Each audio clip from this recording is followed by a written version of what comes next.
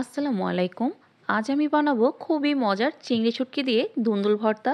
এই ভর্তাটি খুবই লোভনীয় আর খুব মজার, ঝটপট তৈরি করে নেওয়া যাবে। কোনো প্রকার বাটাবাটির ঝামেলা ছাড়াই খুব সহজেই তৈরি করে নেওয়া যাবে ভীষণ মজার এই ভর্তাটি। যারা ভর্তা প্রেমী আছেন তাদের কাছে আজকের এই রেসিপিটি ভীষণ ভালো লাগবে। তো চলেন কথা না বাড়িয়ে চলে যাই মূল রেসিপিতে। আজকের এই ভর্তা তৈরিতে যা যা লাগছে, এখানে নিয়েছি দুন্দুল, আর এখানে কিছু পরিমাণে নিয়েছি চিংড়ি শুটকি, আর আস্ত একটা রসুন, 3টা মাঝারি সাইজের পেঁয়াজ, আর স্বাদ মতো শুকনা মরিচ। আমি এখানে 5 থেকে 6টা শুকনা মরিচ নিয়েছি। এবার চুলায় একটা কড়াই বসিয়ে দিলাম। প্রথমেই চিংড়ি শুটকিগুলো ভেজে নিব। এই শুটকিটা শুকনো অবস্থায় কিছুক্ষণ ভেজে নিব। যখন দেখবেন হালকা একটা সুন্দর স্মেল বের হয়ে এসেছে, এই পর্যায়ে শুটকিগুলো পানির মধ্যে দিয়ে দিব। শুটকিটা খেয়াল রাখতে হবে খুব বেশি যেন ভাজা না হয়, জাস্ট হালকা একটু ভেজে নিয়েছি। এইভাবে ভেজে নিলে হয় কি, শুটকিটাতে অনেক সুন্দর একটা গ্রান থাকে। শুটকিটাকে 2 থেকে 3 মিনিট ভিজিয়ে রেখেছি, এরপর পানি দিয়ে ভালো মতো ধুয়ে পরিষ্কার করে নিয়েছি।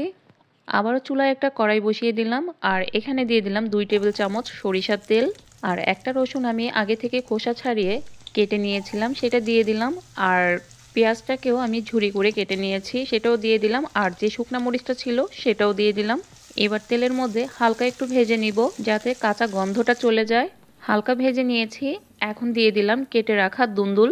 দুন্দুলটাকে আমি খোসা ছাড়িয়ে ছোট টুকরা করে কেটে নিয়েছিলাম, আর স্বাদ মতো লবণ দিয়ে নেড়ে চেড়ে ঢাকনা দিয়ে ঢেকে সিদ্ধ হতে দিয়ে দিব। দুন্দুল থেকে কিন্তু বেশ অনেকটা পানি ছেড়ে দিবে। 1 মিনিট পর ঢাকনা তুলে দেখিয়ে দিচ্ছি কতটা পানি ছেড়ে দিয়েছে। এখানে কিন্তু বেশ অনেকটাখানি পানি ছেড়ে দিয়েছে। এখন নেড়ে চেড়ে একটু পানিটা শুকিয়ে নিব। আমরা অনেকেই শুধু দুন্দুল ভর্তা খেয়েছি, তবে চিংড়ি শুটকি দিয়ে অনেকেই হয়তো এই ভর্তাটা খান নেই। দুন্দুলের সাথে যদি এইভাবে চিংড়ি শুটকি দিয়ে ভর্তা করেন, খেয়ে দেখতে পারেন কতটা মজার। পানিটা কিন্তু অনেকটাই শুকিয়ে এসেছে। এই পর্যায়ে ধুয়ে রাখা চিংড়ি শুটকিগুলো দিয়ে দিলাম। এবার নেড়ে চেড়ে দুন্দুলের সাথে চিংড়ি শুটকিটাকে ভালো মতো ভাজা ভাজা করে নিব। যতক্ষণ না দুন্দুল থেকে পানিটা একেবারেই শুকিয়ে যাচ্ছে ততক্ষণ পর্যন্ত এই দুন্দুলটাকে ভেজে নিতে হবে। আপনারা যে যেখান থেকে আমার রেসিপিটি দেখছেন অবশ্যই কমেন্ট করে জানাবেন। আর এই দিকে কিন্তু দুন্দুলটা সুন্দর মতো ভাজা ভাজা হয়ে গেছে। এখন নামিয়ে ঠান্ডা করে একটা ব্লেন্ডারের জারে নিয়ে নিব। আপনারা চাইলে এই ভর্তাটা শিলপাটায়ও বেটে নিতে পারেন, তবে আজকে আমি বাটাবাটির ঝামেলা ছাড়াই ব্লেন্ডারে এই মজার ভর্তাটি তৈরি করে দেখাবো। এই ভর্তাতে কিন্তু আমি কোনো প্রকার পানি দেইনি, একেবারেই পানি ছাড়া মিহি ব্লেন্ড করে নিয়েছি। ভর্তাটা একটু কাছ থেকে আপনাদের দেখিয়ে দেই কতটা সুন্দর মিহি হয়েছে। কোনো প্রকার পানি না দেওয়াতে একেবারে পাটায় বাটা ভর্তার মতোই টেস্টটা হয়েছে।